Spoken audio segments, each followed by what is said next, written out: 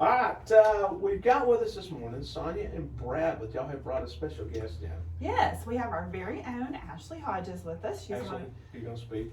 Good morning. Okay, good. Now, Ashley is the voice of Bryan Insurance.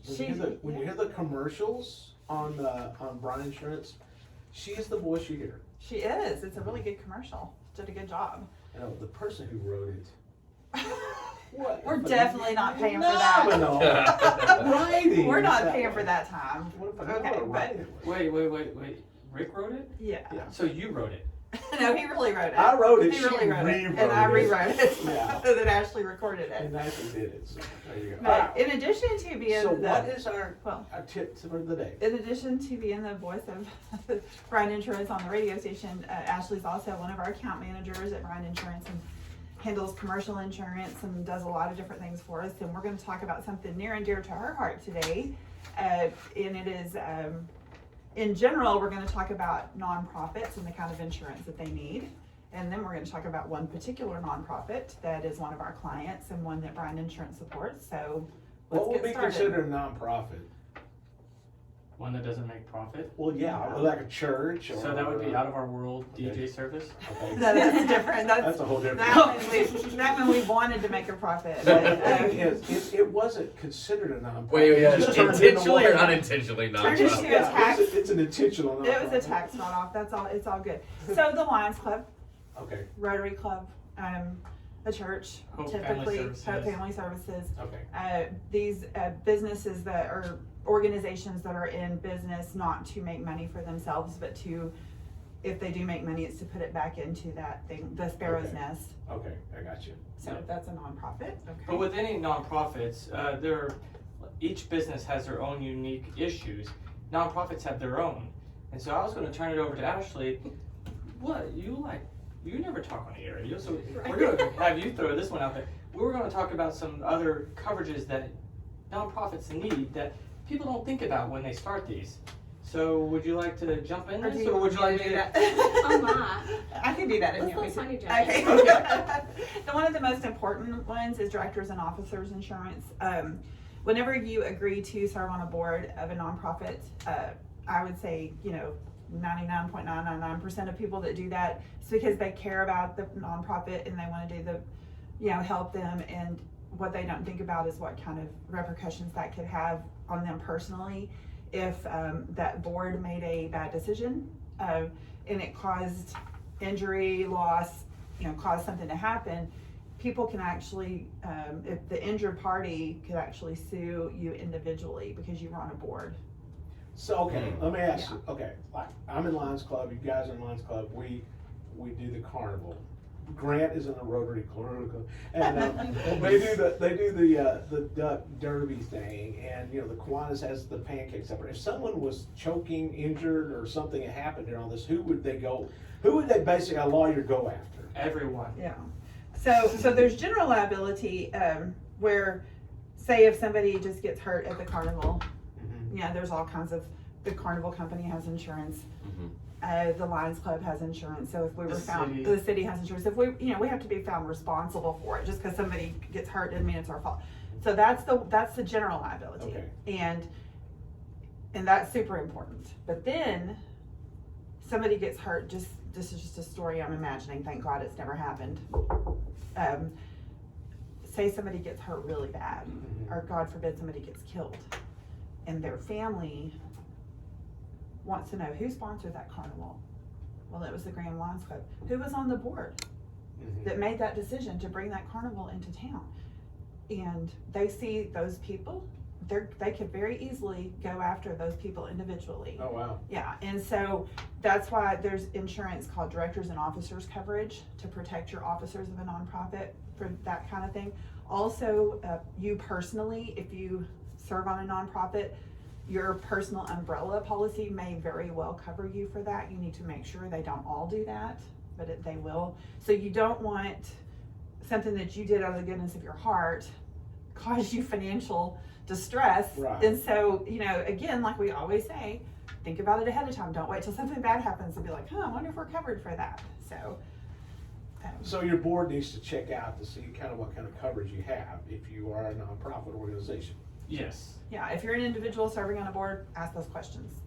Okay. 'Cause If you're on an individual serving on a board with me, I've already asked those questions. You don't. That's the reason why I don't worry about these things. I was because just thinking, Lions Club, y'all are good to go. You don't have to worry I don't about have to worry it. about none of this stuff because I know if I get involved with anything Sonny's involved, I Yeah. have nothing to worry about. So, but yeah, so I am on the board with Lions Club, and so I don't have to worry about these things. But there might be some organizations out there, smaller ones or other ones that maybe they need to update For sure. their coverage. And Brad, I know that you are involved in some other nonprofits. Have I left out some before we talk about the one we're going to feature today? Right. I'm No, not leaving those something are out. those are basically the same things. There's, the workers' comp is a little different because there's a lot of volunteers. There's other issues involved, especially with the volunteers when it comes to the general liability and stuff like that. You just got to be careful of what you purchase, and you just really need to ask your agent. That's what, like we always say, it boils down to ask your agent to make sure. I have a good friend that runs the Casa there in Arkansas, and it was one of those things she was asking me a few weeks ago at the rally. It was like, hey, I need D&O. I was like, yes, you do. So, I mean, even the most nonprofits don't even know what they need. Right. So if you are running a nonprofit, ask your agent what else that you need, because there are important coverages there that need to be taken care of. So the reason we've asked Ashley to join us, like I said, she's an important part of our brand insurance team, and she handles commercial insurance, but she also is working on a project that is very dear to her heart, and that is The Rock Graham, not The Rock Dwayne Johnson. I was about to say, I saw yeah. he's some Jungle Cruise. Could be a little bit of both. Yeah, could be a little bit. Who doesn't want I wonder how long Hey, it's wouldn't gonna it be be cool till to that have joke The Rock stops at The Rock? That would be cool. We're Playing trying to rock, paper, decide scissors. how long it's gonna take before that joke stops being funny, and I think it's like we're almost there. Well, would it be cool to have The Rock at The Rock? It would be so cool. Those kids, would they even know who that was? Yeah. Oh, they would. Oh, yeah. Okay, I didn't I know. mean, all the Jumanjis and stuff. Oh, that's right. Okay, So if he's listening, you're welcome to come. that's Yeah, right. If The he's Rock. listening. Yeah. We're a That's for sure. nonprofit.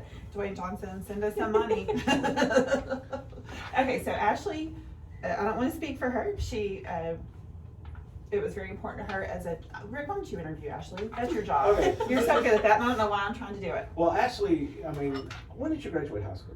2009. 2009. So it hasn't been that long ago that you were in high school, and you spent a lot of your high school time up at The Rock and really fell in love with it. And so, how is it that you're trying to put your passion on The Rock on everybody else? Because I'm telling you, it's a really neat deal. It is. So I think kind of the phase of life, so to speak, that it's in, people have forgotten about it. What COVID really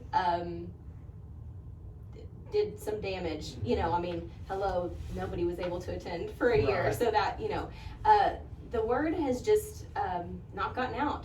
People have forgotten, and so now I'm trying to basically breathe new life into it and to just talk about it and get kids there, get volunteers there. So I'm definitely very passionate about it, and so I am just trying to spread awareness. Now, what's kind of cool, I guess, is that you're giving back what was given to you as far as The Rock goes. When you see those kids come in, when you see them all hanging around, like the other night I was up there, they'll grab their dinner and come and sit around a table and sit around and talk and have a good time, and as kids do, playing games, music, and all this kind of stuff. How does it make you feel when you see those guys walk in there and you're like, yeah, this is a pretty good deal? It's awesome. So it's kind of funny. I forget what the little things that amuse teenagers Yeah. are. So it's really fun to see what they get excited about, because we're kind of in a process. We're about to do some renovations, and they, like, if you ask the kids, hey, what do you want to do to this room? If you could have, one thing, what would you want to do? And they're like, oh, and they kind of light up and they get really excited. And so just for them to call it their own and make it what they want is so special to see them to invest their time and kind of their heart in it. But yeah, just being there Friday, Saturday night, kids are so funny and wild, and they want to try to make different milkshakes, and it's just so funny. Like pickle milkshake, Yeah, I heard that. Yeah, not good. Pickle milkshake. It tastes. Talk about a banana milkshake. Mhm. Yeah. Pickle milkshake. It tastes just like you think it would. Not So is this not a like good thing. it's like the pickle juice in the milkshake, or is it Mhm. chopped up pickles? in Both. the- It's both. Mm. There's one girl though. She asked for it and she likes it. And she got it. So And yeah. so I know we had David Flynn and Cody Goff on. I guess it was last week, was Right. it? But just for those that may not have been able to listen to that and may not know exactly, just give us an overview of what the Rock is, what it offers, and where it is. okay, so the Rock is basically a high school hangout. We're open Friday and Saturday night. Right now 8 to 11. There's some snacks that are free. We have some drinks and like milkshakes that are offered at like a discounted, student price, with student budget in mind. There's all kinds of games to do. We've got pool, we've got ping pong, air hockey, basketball, volleyballs, some TVs, all kinds of stuff. I saw a bunch of kids flipping out over color books. Yes, there's coloring books. They love that. We do have a set of cornhole boards that they were playing a couple weeks ago. And so there's all kinds of things to do. And I think the special thing is that it's a place that the kids can go that's not their home. And maybe they can hang out with other kids they normally wouldn't because they don't run in the same circle. I forgot all your other questions. Yeah, that's great. Location. Well, and the location, location. and also what it's based upon. Okay, so we've got a we're not affiliated with any church, but we do have kind of Christian values that we try to make it a Christian environment. Basically wholesome fun, so kids can come there. They don't feel pressured to go maybe somewhere and do Yeah, things you're they're not not sending your supposed kids to a to. cult. No, definitely nothing like Welcome that. to the Rock. Here's your robe. Wow, no, But they not don't like feel that. pressure to do things that sometimes kids feel pressure to do, like Right. drink or, Mhm. that kind of thing. Right, and my main focus, I want it to be a safe place.